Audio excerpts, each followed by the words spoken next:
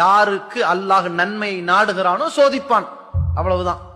ஒரு மனிதனுக்கு மிக மிக இந்த உலகத்தில் விருப்பத்திற்குரியது எது இருக்கிறதோ அதை இறைவன் கைப்பற்றி விட்டால் அதற்கு பகரமாக இவன் நன்மை எதிர்பார்த்து பொறுத்து கொள்வானேயானால் அவனுக்கு அல்லாஹ் சொர்க்கத்தை தருவான் என்பதை நபிகளார் சொன்ன ஒரு தூதர் தனக்கு ஏற்படுகிற துன்பத்தில் பொறுத்து கொண்டால் நமக்கு அதற்கு சொர்க்கத்தை பகரமாக தருவான் என்பதை தனக்கு பொருந்திக் கொள்ள மாட்டார்களா?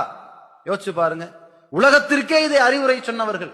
அல்லாஹ்வுடைய தூதரவர்கள் சொன்னார்கள், மாலி அப்துல் முஃமின் இந்தி ஜஸாஉன் இல்லா கபல்து சஃபியஹு மின் அஹ்லி துன்யா.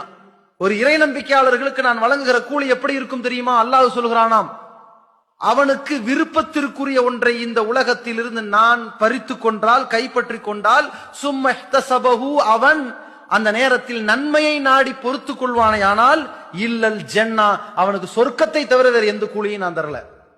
நமக்கு ஏற்படுகிற இழப்புக்கு அல்லாஹ் மறுமையில் கொடுக்கின்ற பரிசு அது.